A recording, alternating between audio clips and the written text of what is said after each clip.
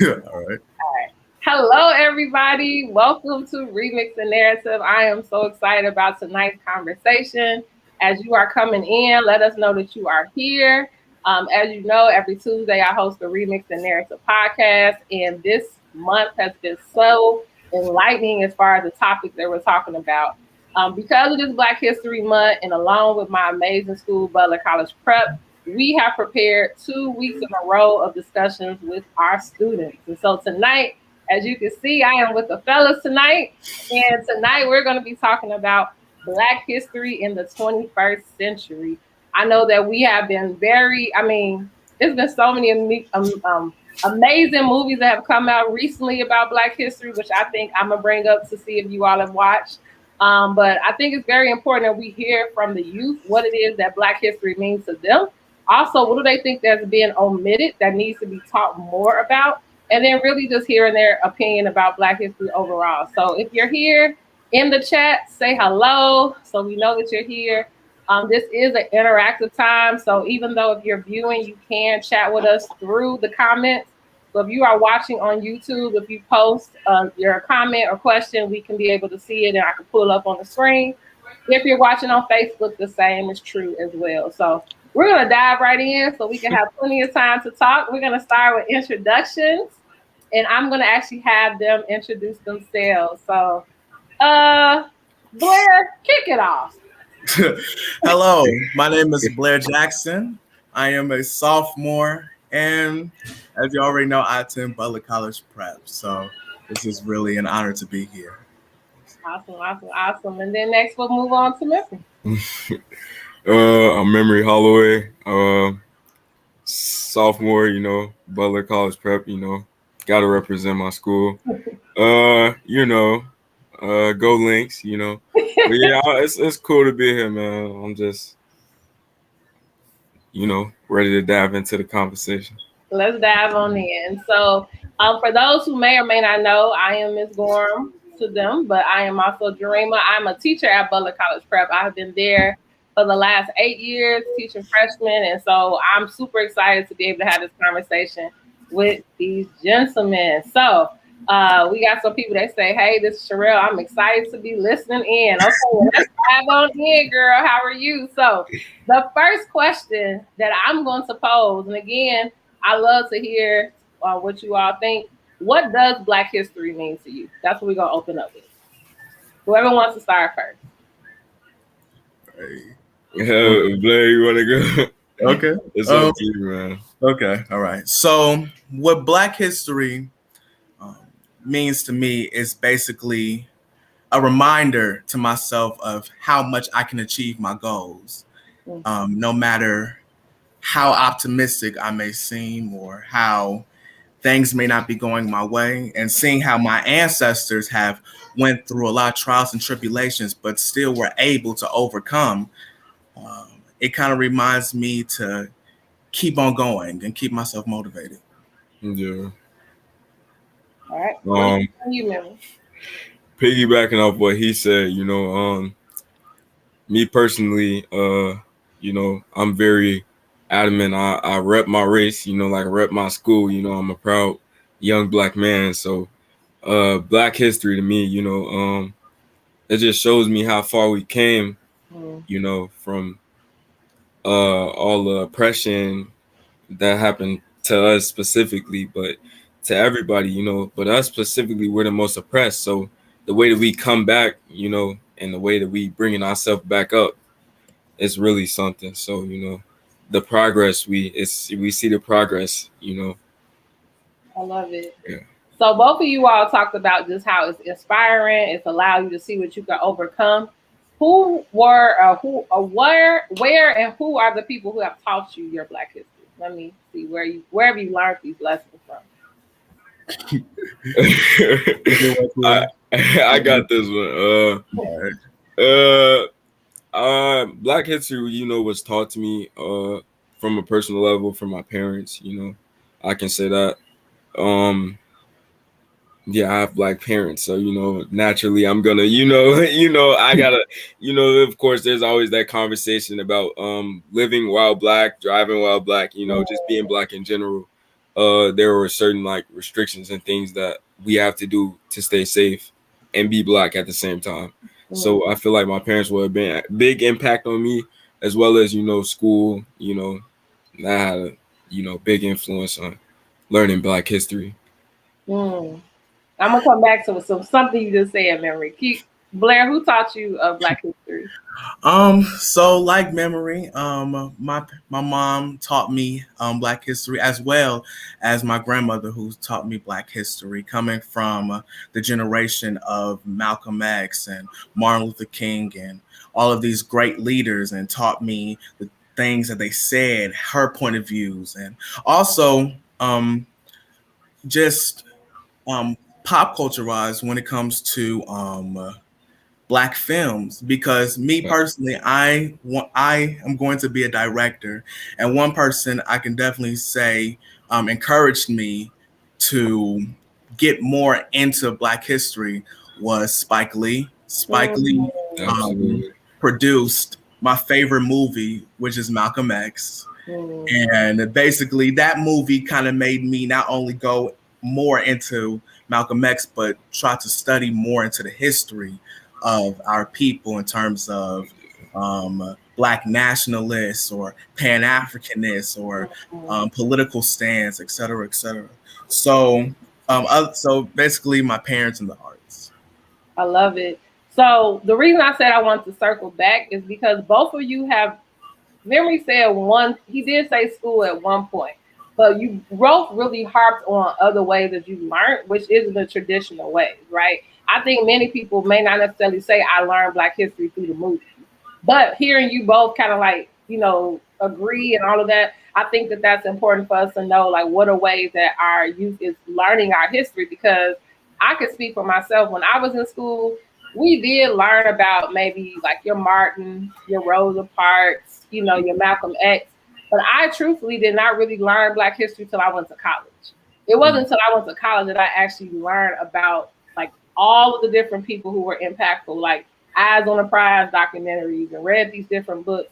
And I actually felt like, why did I have to wait till I was in college to learn this? Like, why didn't someone teach me this in elementary school? Like, why did I not know all the dope stuff that happened in Chicago that was considered Black history? And so I guess that's my question. Like, when did you really feel like you learned those first lessons? Like, was it only around Black History Month, or did you feel like you have been in spaces where people have been just kind of teaching you? Because you all are both, young, and I could honestly say, as a sophomore in high school, I really didn't know that much really about Black history. Now that I look back on it, so when did you all first really get like introduced to people in Black history? So I guess I'll go first. Yeah. So, so basically, one of my first experiences, other than, of course, my mother and my grandmother, was that I attended a school called Kwame Nkrumah for a good bit, Mm. and later on went Matters, yes, yes. to McDowell. But Kwame Nkrumah definitely taught me to be interested in my history, not only just here in America, but also far away, such as Africa, or everything that Africans or what Blacks or African Americans have done within the world. So coming from Kwame Nkrumah, it definitely pushed a spark within my parents' words of learning my history and etc. Mm. Maybe what would you say for you? Now for me, funny thing about it is, I did not attend Kwame, but my brother did with Blair. So Oh, okay. yeah, that's real cool. That was the experience in itself. I didn't even go, but I still had somewhat of an experience from them. That's how thorough they were about Black history and enforcing it, and letting it be known that we are more than oppressed. We are great people and we've done great things. And I feel like Say that again, Memory Boy. That was a whole bar. You you said know what? yeah, I feel like We from are more a than very early that. age, it was like enforced into me, like the good things, because I feel like when I went into education wise, when I learned it from school, it was more of like focused on the slavery and everything that happened bad about us and everything we were down about, but it was nothing really talking about you know the black entrepreneurs and the people that built us up. Mm. So yeah, for me it was just at a very early age, it was enforced in me by my parents, and I just built up from there. My personal searches, and I was really interested in learning. So yeah. I love it. We're gonna come back, and as people are putting comments in and questions, because we are getting questions for you all, I just want to encourage everyone who is watching. This is a family conversation, so I'm just moderating. I'm here taking it in as you. So if you do have a question that you would want us to talk about, put it in the chat because I do see them coming up. We do just have certain topics we're going to discuss, but I definitely want to pull you in. And so one of the things that a question that was posed in here, because you all talked about movies, you talked about certain school settings, and I think it really matters the school you go to, right? Because there is certain schools that prioritize Black history, and I don't know if you saw it, and those who are watching, there are schools that are choosing whether or not they're going to teach Black history. Like, oh, I don't know if it's important, even though we are all Black history. So don't get me on my soapbox. But they choosing who and what they're going to talk about. But a question that was posed in the chat was, how much does social media play a part in what you learn about Black history figures? You want to go first? Yeah, I got this one. Social media. So social media is very vocal. I feel like it's a voice for many people, and it's a way to express yourself in many different ways. I feel like social media now is more of a source of like positivity now, that people are like actually paying attention, and Black history is actually being represented. Black people are actually being represented through social media, and awareness is being raised. And I feel like social media really boosts it, because I feel like without social media, some people wouldn't even know about Black history, just because you never know where you come from. Like you said, different settings, some people don't even get taught Black history. So when you run across that post and you're like, oh, what is this? I didn't know this. Let me look into this deeper. Like even myself, learning it from an early age, I still went deeper when I would see certain things that I never knew about. Like, I want to learn about this. I feel like it brings more awareness to the subject, and yeah, it definitely boosts the Black movement. Oh yeah, I definitely have to agree with Memory on that. Social media definitely is the in my eyes, unquestionably, um, the easiest source to search things, Yes. easiest source to study things. Because if it wasn't for social media, I wouldn't know about a Marcus Garvey. I wouldn't know about African empires or African mythology. But due to social media being so easy to get in contact with, Yeah, and access. Yeah. right, on top of Black culture being the most popular culture in the world, it's almost like it's almost like it's no excuse. It's almost like you could just click a button and automatically you see it. Yeah. So that's how good. And I think that's important because, we have mixed ages watching. Just so y'all know, Mr. Prince love y'all. He on here like, let's go. Tell him I love him. And people say, great job. And so just do know he's here and people are here shouting y'all out. But I think that's so important you said that, because so many times people look at social media, to be honest, as a tool for evil. But I do believe, especially in this new generation, and I would love for y'all to touch on that this is how we get y'all generation attention. You know what I mean? I think so many times we got to reinvent how we are teaching Black history. Exactly. You know what I mean? So we could be like, man, teens don't care, people don't care, but are you connecting with them? And if you're not connecting and you lost my interest, then I'm not gonna see that it's important. So I really think that you all hit on something on the head. Like, we need to consider how can we use social media to really educate, especially though, like you said, I don't have to. My school might opt not to, but guess what? I'm gonna get on my Snapchat. I'm gonna get on my TikTok. I'm gonna get on my Exactly. Instagram, and they can't control that. My school can't control that part, so I could learn if people are using it the right way. Right. Yep. So let me ask you this. So now that we know these different tools, I want to go back to something Memory said earlier. You said that your parents have taught you, because they are black, right? Yeah, About the history of being black. Because I think that sometimes we think black history is simply just activism, simply just these different things. But also you've learned like the history of like the social black. When I talk to people, I'm talking exactly. about like how do we navigate as blacks in America? I think that that's a type of history that can be sometimes forgotten, and if it's not taught, there are some different consequences for that. So, what would you say are some of those lessons that you are grateful for that you learned and that you kind of use today? Because I think the thing about history and learning lessons, it really doesn't mean nothing if you don't see how it helps you make decisions in your day to day. So, what Mhm. are some of those lessons, or maybe someone who, when you think about them, they actually impact who you are today? Um, You want um, to take one or not? yeah.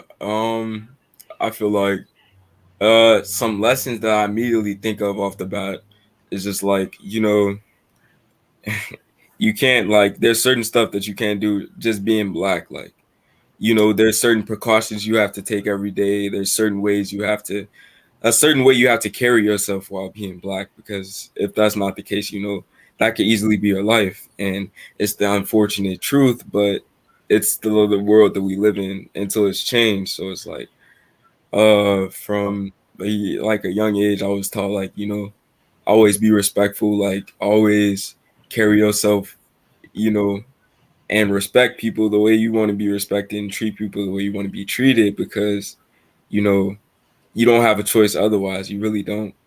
It's Mm, like you don't have certain people, we don't have that privilege, we don't have that option to just say we don't want to be a certain way or walk a certain way. We can't do that. We don't have the luxury of doing that. mm, Yeah. So, with that being said, we have to carry ourselves a certain way. Also, sporting our race, and putting our race in a good light, because to break these stereotypes down, all these stereotypes that the world has on us, we're thugs, we're drug dealers, we're this and we're that. But there's so much more intelligence in us that the world just, either recognizes and doesn't want to accept, or just doesn't see.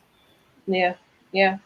Yeah, I would like to add on to that. I remember one of the first lessons that my mother taught me was how to behave with the police. Absolutely. Mm, And as a child, you think like, why is this necessary? And then once you get older, you realize like, wow, this is really necessary. Exactly. Because if I was not taught that lesson, most likely I wouldn't be super cautious of police. I wouldn't be aware. I wouldn't always in a way have to keep my head on a swivel. So basically, it kind of taught me how to be cautious, like Memory said, and yeah. So what you all are speaking to is like a perfect segue to a question someone just asked. So, living in Chicago, I'm not for sure. Before I get to the question, I want to ask: have you all seen some of the recent movies? Because you all hint to movies that have really highlighted the same type of issues that you all are talking about, but also Black history figures. So, for example, the question that was asked is: have you all seen Judas and the Black Messiah? yes, I have. Did you Yes. know about Fred Hampton before that movie? No. And see, that's So that's that's an example of what you were talking I about. actually, exactly. actually knew about Fred Hampton because of my grandmother. So So let me see. So that's good that one knew and one didn't. So when you watch that movie, Memory, what did it do for you? Especially with him being from Chicago and him being so young. You know, this all goes to like the sources of information that we get, movies being a big part, and as well as social media. But it's like I wouldn't have known that, if I'm being completely honest with myself. I wouldn't have known that if it wasn't for that movie. And when I saw it, I was like, it did something for me. Like I'm like, oh wow, like this came from my city, and I knew nothing about this. Like I rep Chicago with pride. I'm a proud Chicago, and I rep every team, and I'm like, what was this at? Like no one was gonna tell me this. Like they don't want to talk about this because we uplifting each other and we see the good in each other, and no one wants to talk about it. And it has to be brought up. That's one of the subjects it has to be brought up.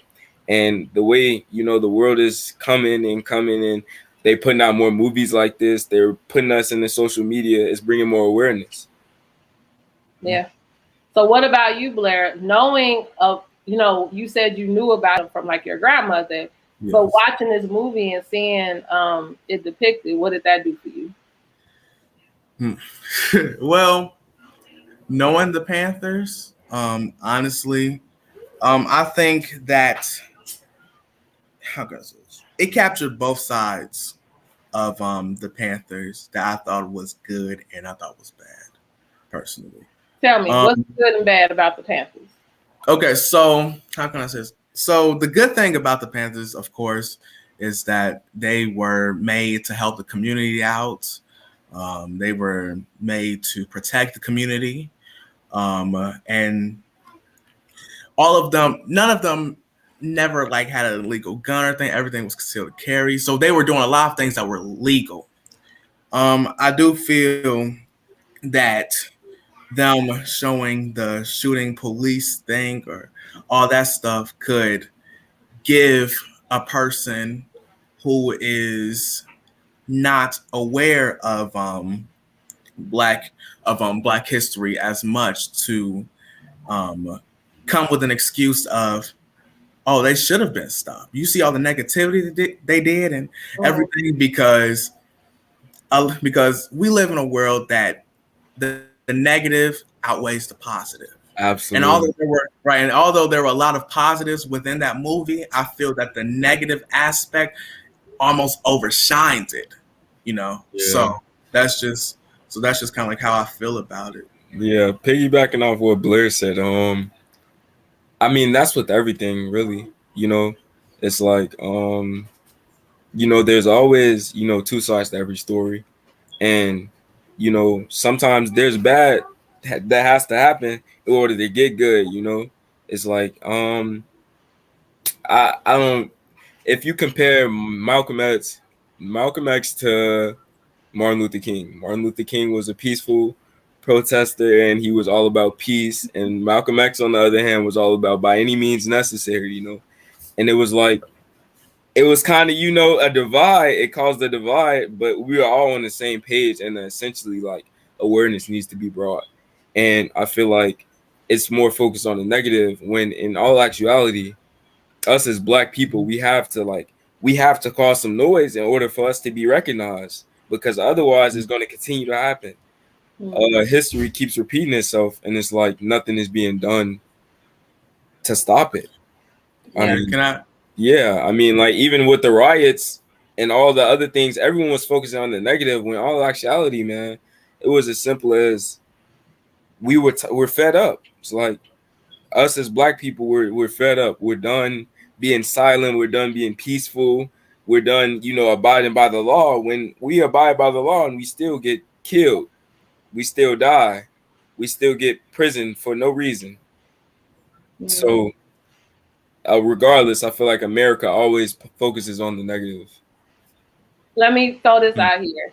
Because I love, like, that's why I'm listening to your perspective about, you know, them shining so much negativity and you don't want that to outweigh the bad. This is the thing I would say. And this is going to lead to a question I see in the chat. And again, if you are watching, if you have a comment, you want to have share to them. If there's a I want to give y'all flowers while y'all on here. First of all, they are in here loving y'all. Y'all, they calling y'all black kings. Your parents are dope. Really? You all are so advanced. I love this generation. Miss Coleman on here. She said these Miss Coleman babies. I just want y'all to know people are showing y'all love because they're appreciating your authentic responses. So I want y'all to know that. And so again, if you are watching and you have a question, I'm definitely going to work it in as we're going through. But something to what you said, Blair, and I want to echo something Memory said that I was in agreement with. I think sometimes the problem with history is that we love to omit what we want to omit, right? We want to share certain things and we don't share other things. And I think that that is some ways why people don't get the full story. I think you couldn't have told the full Panther story without showing that conflict between them and the FBI. Like there's a comment I heard the other day, and actually Mr. Jefferson, if he's on here, he was the one who told me this. That one of the reporters said you can't talk about Black history and not mention the FBI. That's facts. If you think about every Black leader, the FBI was intimidated and threatened by them. And it put them in a situation in which they were on high alert. Like they weren't just for no reason carrying guns. Like people had hits out on their lives. You know what I'm saying? Like it wasn't as if they weren't being tapped. It wasn't as if, you know, as you saw in the movie, the one man mystery, all of a sudden he passed away in the hospital. You know what I mean? Like it's all these things. It's not for like no reason that people react the way they react. And I think that the problem is when we don't show that side and it looks like, oh, they just walking around with guns shooting up. You know what I mean? Like, no, it was some reason behind that. The same way that when we think about Martin Luther King, and this is the other thing I want to talk about. Martin Luther King definitely was about nonviolence and all of that. But I think sometimes people don't tell his full story. Because Martin Luther King definitely was a nonviolent leader, but he was about that life too. Facts. And like Martin went to jail. Martin was, you know, in people's faces, he was saying stuff people didn't like. And so this whole idea, like either you Malcolm or Martin, both of them were about, look, by any means necessary if you tell me. You know what I mean? Maybe they had different ways about it, but I don't want Martin Luther King to look like this like gentle giant. Exactly. And Malcolm X is like the radical son you can't control. Like they both said some things, because guess what? They both were hit it on. You know what I mean? So they had threats to somebody. You know? And can I add on to that? Because a lot of people don't know is that later on in Malcolm's life, Malcolm became more like a peaceful dude like Martin, and Martin became more of a militant dude like Malcolm. So it's so funny how two people who disagreed with each other's point of views later on in their lives saw that, hey, this might be the solution. Because later on in Malcolm's life, when he converted to Islam, and he was cool with a lot of African leaders and stuff, and was making this organization called the OAAU. One thing that he did is that he said that he will accept anybody who was willing to help. He also said how he wants to destroy the disease of racism. And the next thing you know, you got Martin Luther King who's saying, let's get our 40 acres and a mule. So it's like, it's like two point of views. Yeah. People were totally different, but at the same time, they realized that, hey, this person was probably right. So it's very interesting to see the shift when you see the full story. Because now when people say you're either Martin or Malcolm, when you realize that they're almost like pretty much like combined, they were pretty much unified. Exactly. They just had different ideas within that time. But later on, they saw the other point of view and they were like, that's right. And I think you got to think about how old they were, you know, and I think there's something about seeing the maturity of someone over time, you know, and I think for both of them, I mean, like I can attest to me, you know, I'm in my later 30s. I don't know, I don't look like it, but I am. But, you know, things that I thought were right to do in my 20s, over time, experience and seeing other people do it, you're like, maybe I should shift my thinking. You know what I mean? Or you experienced enough to be like, you know what? It was just because I hadn't been at this side of the track. I didn't know that this is how it was, you know? And so I think a lot of times, when we look at Malcolm and Martin, when we see their change, it's like also I believe it's like maturity with age. And they were still really young when they died, but you got to think about like when they started their movement, it's like all that zeal, like let's get it, you know, and then you kind of realize, you know what, maybe I should do a little bit more listening along with my work, and then you learn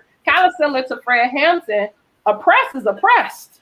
You know what I'm saying? Like that's what made I think Fred so brilliant is that he realized at the end of the day we all got something in common. And we're poor and we are in need and we need each other. So when we start realizing the similarities, then there's power in that because the power is in separation.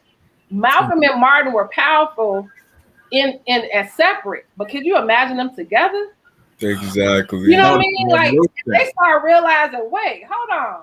Actually, let's combine our efforts. When you start seeing that, that's the threat. So I think that's the thing. Like Fred Hampton kind of early on realized, like, yeah, you don't like them, but why y'all don't like each other? Y'all both broke. Y'all both, and then people are like, you know what, you're right.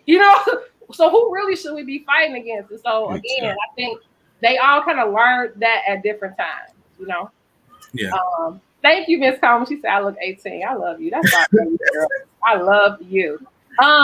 Let's go to there's so many dope questions in here people have. So I don't want to get off topic. But one of the questions that was early on was how do you use your talents to further the cause of young Black men to be seen in positive light? Because remember, you talked about a lot of times when we do teach about history, we equate Black history to slavery, right?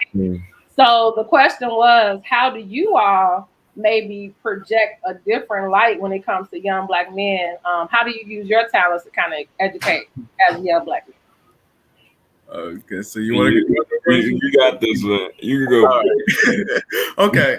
So I am a director. You can find my stuff at 4417 Creations. Just want to Say put that that again. Where can I we find said I am a director. on YouTube? What is it? Yes, on YouTube. On Yeah. YouTube, find me at 4417 Creations at YouTube, where So you see. pause for a second. Everyone who's watching, I need y'all to go to subscribe.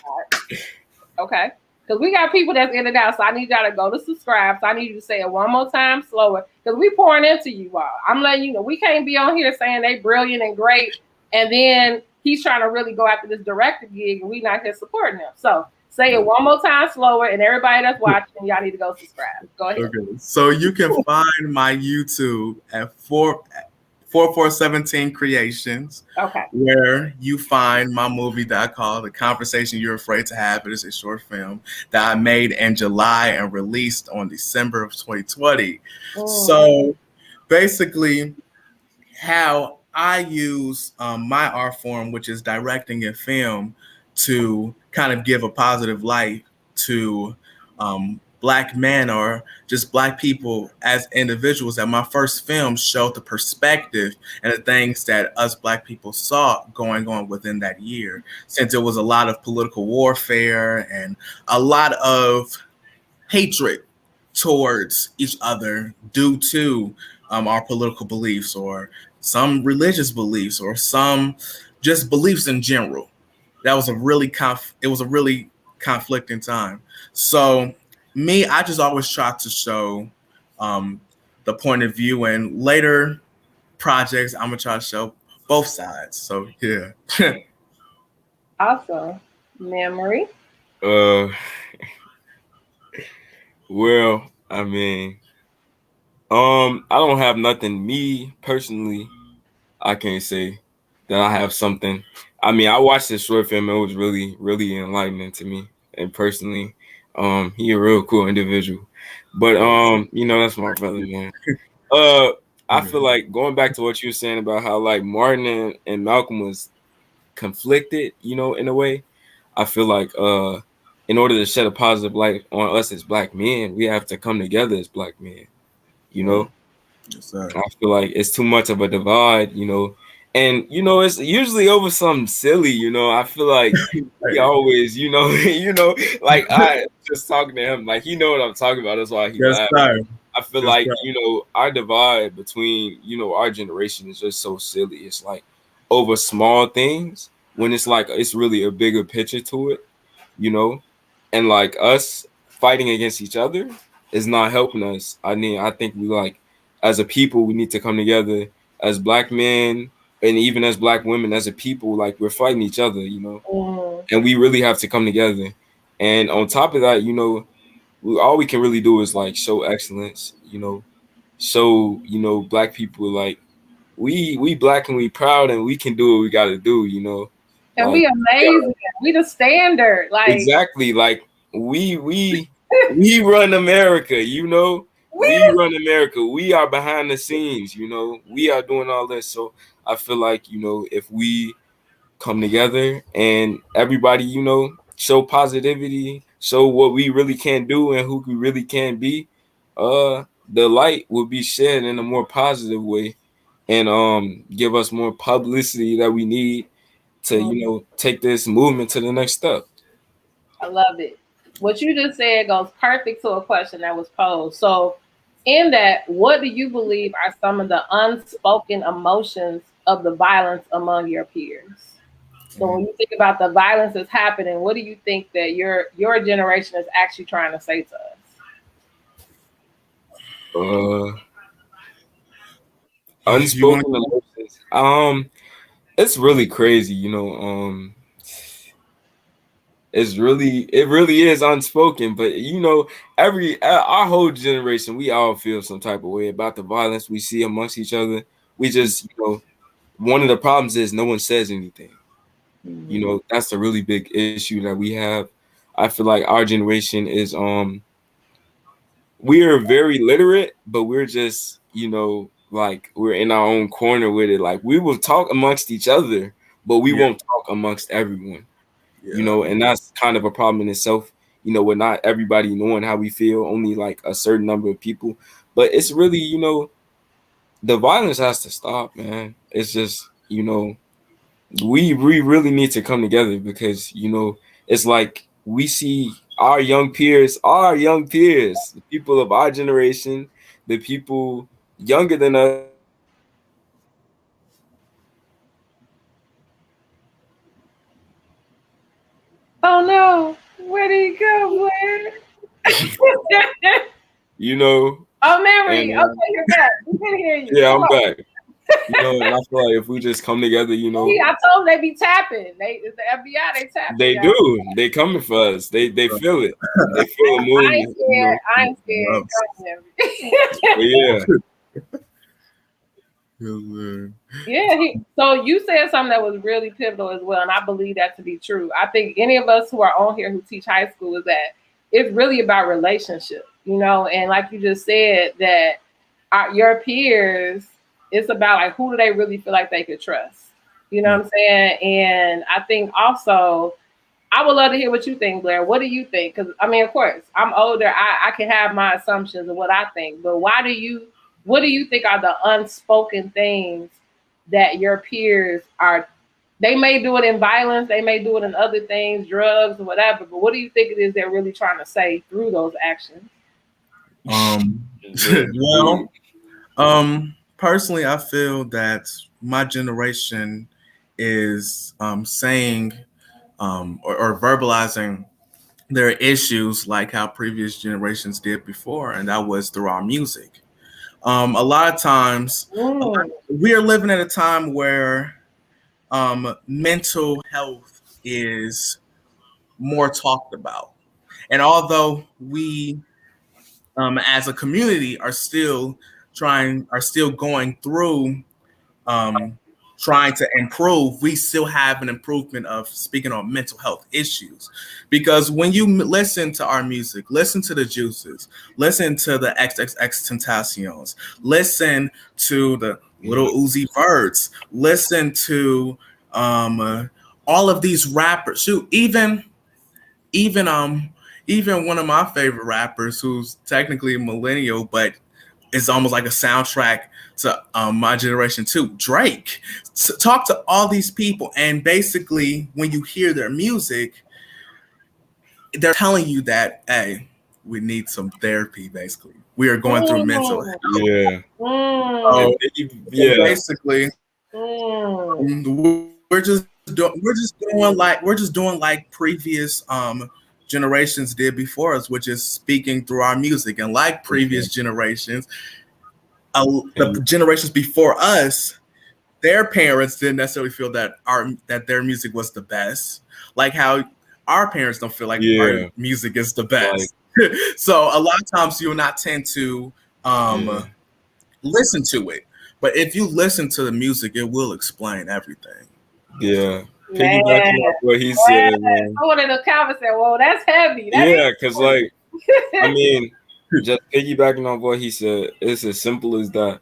You know, how y'all relate to y'all music and y'all like, oh, y'all don't know nothing about this, you know. And I'm an old head. You can ask anybody. They call me old man. I got an old soul. I will Yes, listen to all the old music I can. But at the same time, you know, you might hear me bumping my music every now and then. You might hear me listening to some Drake, like he said, or some, you mm-hmm. know, you never know. Like I'm the type of person where I explore everything. You know, I try to listen to everything, every genre, and you know, really see what the message is. And I feel like it's a divide there because, you know, y'all as other generations, they don't want to listen to our music. Like Right. they don't. They don't want to make that step. And I feel like that's where the divide is because our music speaks to us, like y'all music spoke to y'all. And if y'all can speak our language and we can speak y'all language and y'all can understand us, it would it would be a whole lot better. There would be a lot more communication Right. because y'all will understand where we coming from. Mm, that's really cool. You said if we listen to the music earlier, that it's saying that we need therapy, Yeah.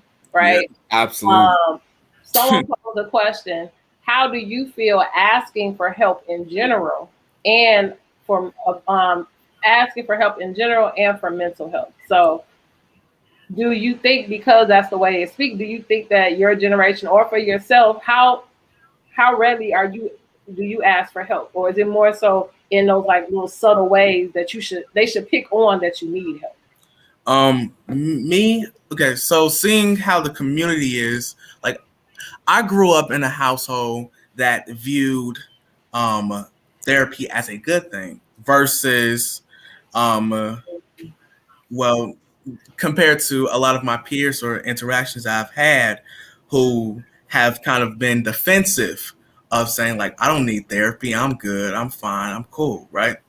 And that one thing that I always kept in my memory, and I remember this. It was like on the Breakfast Club with Dr. Umar, and he said that are not many black folks are not willing to take the skeletons out of their closet in front of white people simply because they don't feel like they care. And one thing, and I understood that. But me personally, I do feel that when you expose your skeletons and you want to approach them, I feel like it's strength. But seeing us as a community is almost still seen as weakness, which is something that we're improving, but we're not at the same time. Yeah. Um I mean, I can't say it more better than that, but I'm gonna try. But Do I'm you gonna try. ask for help? Are you scared to ask for help, or do you I readily mean, when you you need help? know, me personally, I mean, I can see it from all aspects. You know, me personally, it's like shaky. You know, because there's certain stuff that you just don't want anyone to know. Like you said, it's certain skeletons you want to keep in the closet. You know, it's certain things that Mm-hmm. you just don't want to put out there, regardless to who it is. You know, a therapist, a parent, anybody. It's just certain stuff that you just don't want to confide into somebody with. But that's a step that I feel like our generation needs to take. Um, Yes. because it's seriously like it's deep. It's real Mm-hmm. deep for our generation, especially. I know people, that they don't want to talk about it to anyone. They talk about we talk about it amongst each other. We and that's like it's kind of looked down upon because it's like parents are like, well, I'm your parent. I should know this. I should know how you feel, and I care about you. I love you. You know, and at the same time, it's like us as young people, we're come more comfortable around other young people, because we're going through like the same struggles. Like even with quarantine, like that had a significant like hit on mental health just from my peers. And even I can say me personally, like it's really tolling, when you can't like go outside, when you can't have like interaction with other people, it's really like downing. But I feel like once we open up to that conversation and actually, take the skeletons out the closet, and are open to talk about it, all of that, you know, that fear of, you know, weakness would go away. Mm. I got two things I'm gonna say. One that was said in the chat, and I totally agree with you, Sherelle. Sherelle said, God may have memory become a motivational speaker because he has a message for it. And you're laughing, but I'm so serious. And Oh I my think you God. said earlier, you was like, I don't know. I know Blair, he's the director. I don't know. You know, I'm just here. I'm chilling. But I think that matters, and I'm gonna piggyback off what I was thinking, because as you all are both talking, Blair said something about like people don't want to take their skeletons out the closet, and you said earlier people don't want to, you know, Black people don't want to take their skeletons out in front of white people, right? So I think that's the thing as well, like who you're telling your secrets to matter, right? And then memory, you keep saying that this generation really is going to confide into one another. And we might look at each other, you know, we might as adults may feel like, well, how they both 15? How he gonna help them? Exactly. You Like, know, yeah, exact. That's the exact quote. Like, how y'all don't know? Y'all 15, y'all young. Like, what y'all know? How y'all gonna? But like, really, it's that related. You able to relate with somebody. It's not. It's less about knowledge. You know, it's less about experience, and it's more about being able to relate on that personal level. You know, and I feel like that's why us as young teenagers and as our generation, we confide more in each other than we do in the generation before us because we can relate more. Yeah, and I think what you said made me think like it would be really dope if adults. Okay, so I think when we say that, now let me not talk very dope. When I say that, I mean that when I think about talking to my friends, it is true. There is some truth. There's only so much experience we both have experienced, right? And so there is something about living life. But I think when it comes down to you being effective as like being someone that someone can confide to and get advice, those other intricate details, why not just prepare our young people to do that? Right. So if we're saying that the youth really are going to talk to one another, so why not counselors? Why not therapists? Why don't we create a way in which we're like training someone like a memory, who we already is saying is a motivational speaker? Why are we giving him the tools that when his peers open up to him, he knows what to say in that incident versus making him feel like you too young to make an impact? You know what I mean? Like, we'll create what he needs so he can make the impact he's already making. You know what I mean? And so I think that would be really cool if we just consider, you know, mental health is real. And what I'm telling you, when we come out this quarantine, I already was talking to a friend who's a therapist. They got waiting lists. Like it's crazy. Like she's like, we can't even take any more people. It's so many people that need help. We gotta be creative in how we're starting to help people in our neighborhood. We already wasn't talking, and we added more issues on top of this. We gotta get creative on what we're gonna do. So think about that memory. We put you out there. I know he's like, wait, y'all got me Yeah, talking about motivational speaker. You'll be good though. You'll be good though. You'll be good. You'll be good. Yeah. So as we are coming towards the end, it's two last questions. So thank you all for listening and tuning in. They've been hanging in with us, giving us, you know, really shouting y'all out. First thing that I was thinking is that before we close, because I want us to really be specific about Black history in the 21st century. So as we're thinking about Black history in our schools, what would you love to see? Like, you got your principal, I think he on here. You got other teachers on here listening. What do you think we should actually be teaching more? And not just in February, just period. What do you think needs to be incorporated more when we start talking about Black history? You all have kind of hinted, but what are like some specific things and topics that you would love to see more that, you know, we can consider as we're trying to redefine, or not redefine, but just add to Black history? I would like to go first. Yeah, go ahead. I was passing it to you anyway, bro. Yeah,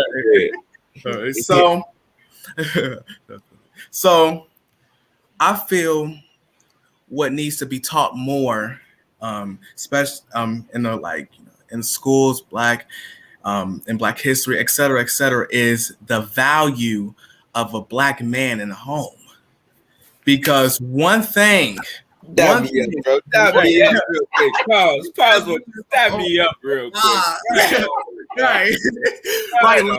because here's the thing. Here's the thing. Candace Owens made a point that I agreed with that said that the biggest problem within the black community is pops not being in the house.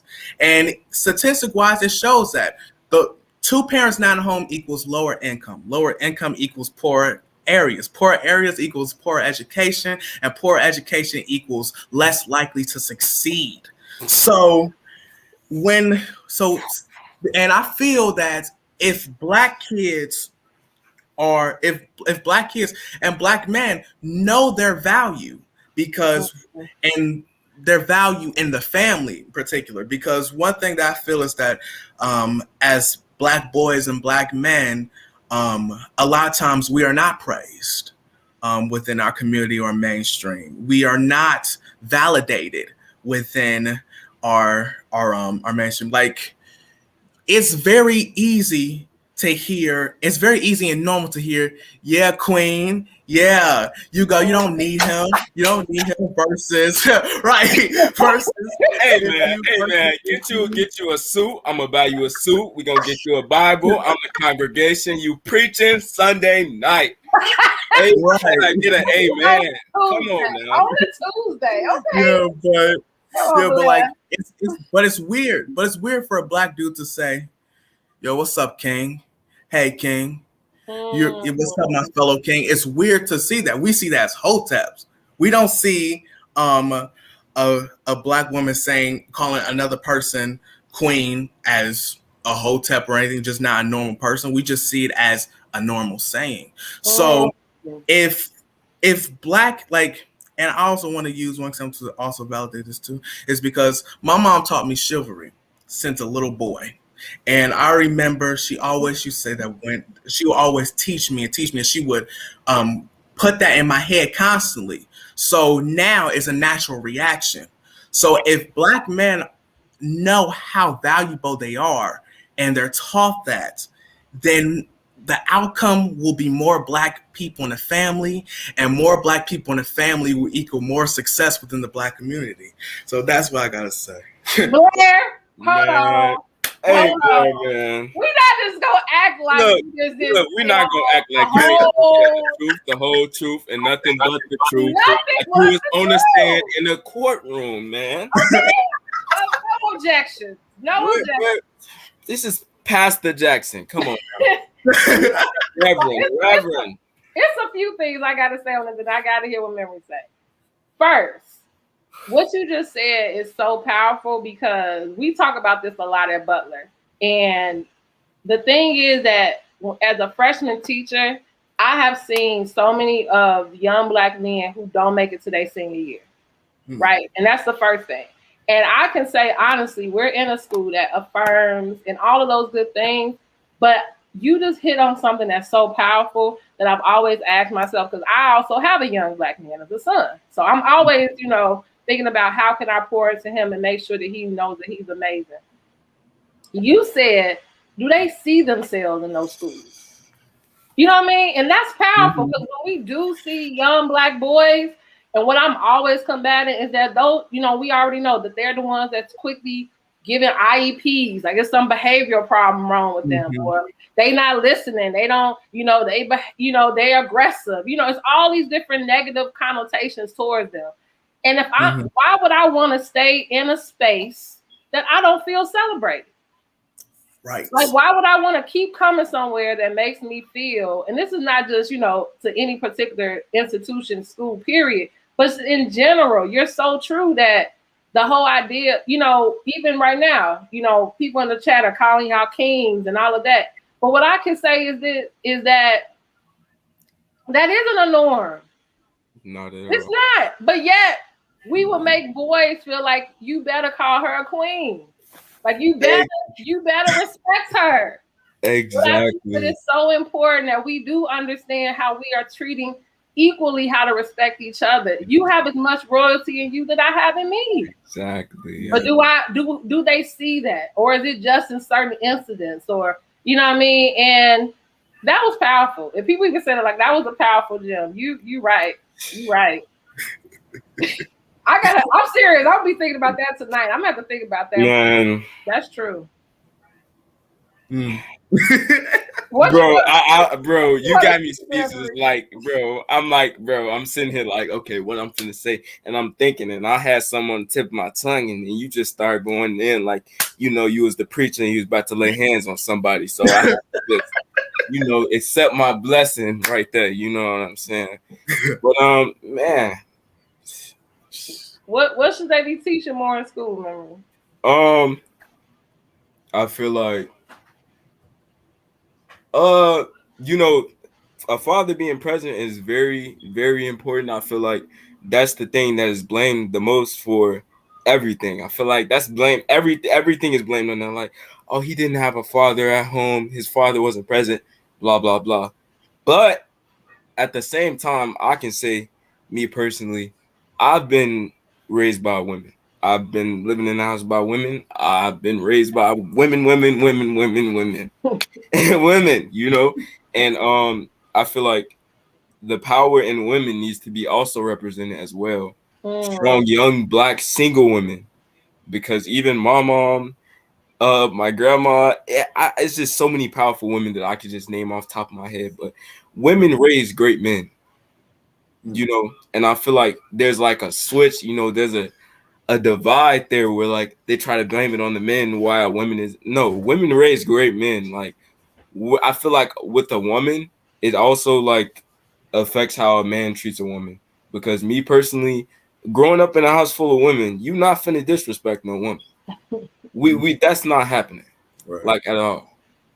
I feel like um women need to be, single women need to be more represented, and also fathers as well. Because just because a father is not present doesn't mean that you can't be successful, that you can't succeed, that you can't have a great life and still be respectful. Like I feel like also there needs to be like young male role models, because there's not a lot, Mm-hmm. mm, especially black male role models. They're very rare, especially in Chicago in general. It's like a rare sight to see. But if there's that certain level of mentorship and that guidance to the people that we know that don't have that, I feel like that would go a long way. Yeah. I love it. That would go a So long way. you all are so amazing. The closing question, it was asked earlier, I think, because you all both in high school, and seeing if you all have you all considered college? What does after high school look for you? Because the question earlier was, would you consider, if you are going to college, a PWI, which is a predominantly white institution, versus the HBCU? Do you feel like that matters as far as your choice after college? Is college what you're considering? And I know I'm putting y'all out there. You do go to Butler College Prep, but uh, we do understand that there are many avenues to success, right? And I can honestly say that that is something we support as well as a school. But if college is what you are choosing, do you feel like HBCU or PWI for you after high school? So Or does it matter? Or does it really matter? you want to go first, memory? Or... Hey man, Pastor, whatever you say, Pastor. Yes, yes, Lord. Yes, Yes, love yes, Lord. okay. So for me, after I graduate from Butler, I am planning on going to an HBCU for all Okay. 4 years, and then get my master's at Columbia. But other than that, I do feel that does matter. Um, I feel that the reason why a lot of people love their HBCU so much is because again they were validated. They were taught how valued they were. They were taught how much their presence, like the people before them who looked just like them, how much they did. When you know about yourself, when you know the good things about yourself, you're going to use it as motivation. So personally, yeah, I'm going to an HBCU, and I do think it matters. All right, so me personally, yeah, I plan on going to college. I plan on getting a degree in law. I want to be a lawyer. If that's not, I mean, I just I love conversations like these. I love, argumentative conversations too. I love supporting my stuff. So it's just always been my biggest dream ever. So yes. As far as PWIs and HBCUs, I feel like your college experience is what you make it. Uh, and what I mean by that is, regardless of whether you go to PWI or whether you go to the HBCU, how you carry yourself is a big impact. You know, and either way, you still black. I'm still black. I'm carrying my blackness wherever I go. I'm not losing it. Regardless, I'm not gonna come back talking like, "Oh, hi, how nice to meet you." My name is Memory, and yes, I just returned from my trip abroad. I'm gonna stay me. Now, that doesn't mean that you don't grow and evolve, and you don't soak in all the information that you're getting from that college. It just means that you stay true to yourself, regardless of whatever life has to offer for you, and you take it step by step. Now, as far as me, um, I'm kind of I'm in between. The sad thing about it is, college. It's like I feel like with an HBCU, I would be more tempted because of the black experience, and all the parties and all the good times and all of that. And also it's great education. I say that. But also at the same time, PWIs, it just I don't know. It's like, I have to like rationalize, education, fun, and what the college has to offer for me. Right now I'm looking at Harvard Law, which is like a big dream for me to go there. I wanted to go there since I was young, so that's probably where I'm headed. But who knows? I mean, Who knows? But whatever life has to wherever, offer wherever me. you go, they gonna get all the memory, right? Yeah, all of It me. don't even Yeah, matter. regardless, hey, you ain't gonna have to worry about me coming back. Nice to me. I just returned from my trip. Yes. I would like some team crumpets. Like you're not gonna come back and see. You go, oh yeah, what's up, man? I'm back. Right. I'm back. Like I never left. I love it. Well, what I must say, this has been the highlight of my day. I'm so serious. And again, as I opened up with them, I told them this is going to be a conversation that you all just happen to be a part of. I am so grateful for those who tuned in, those who shared. Blair, I think your she been my manager in this chat because it's someone on here that want to connect with you with some directing stuff. Because I tell you, when you put it out there, you don't know who watching and listening. So they said, do you act? They're trying to figure out some stuff. We talking about how articulate memory is. We are gonna get him on somebody's stage. He don't think he can. And you just said he's gonna be a lawyer. You better stop playing with me. Okay. Sorry. So people are really, really loving it. So you all, we are coming to the end. Shout these young kings out. I'm telling you now, like you need to shout them out. This was totally put together. Someone said Butler needs a debate. Butler does need a debate team. Right. He does need a debate team. I'm really close with Riddick. That's a conversation that me and him are going to have. Don't worry. Yeah. Absolutely. We used to have one, but we're going to bring it back. We're going to bring it back. It's so funny to me. They said Memory has the name and the ability. They made you the captain of the debate team. You better get it started, Memory. Without question. The debate team is on the way, without question. It's coming. It's coming. So absolutely. I love it. Yes. Give them their and Blair needs to capture it. They said you need to record the debate team while they doing their stuff. You gonna be like they be doing in the you got us. Like the great debaters. You can make it like a movie. Already got it. It's awesome. Well, thank you all. Good job. Everybody saying great job. Next week, join us. We are going to be doing a part 2 with some more amazing students from Butler College Prep, the best high school in Chicago. I'm just putting it out there. As you all see, this is products of our school. I love it. We have real, authentic conversations. Great job, Kings. They're shouting y'all out in the chat. Again, you all have said, I told them no pressure. Y'all setting the stage. So actually, whoever we get next week better bring. I'm just saying. I think it's gonna be a ladies show next week. Ladies, I'm just saying, my girls, my queens that Butler, no pressure. Great host, and I will return. Next up is the ladies. Yes, yes, yes. Next week we will have some ladies from Butler talking about what Black history means to them. So thank you all. Share this live. It is still on YouTube. It'll be on our page. And Remixing Narrative, you see at the bottom, is a podcast I do every single Tuesday. We've had so many different, really amazing topics. I saw someone in the chat saying they wanted to connect with me. I would love to see how we can continue to do more. All right. Take care, you all. Good night. Good night. Peace.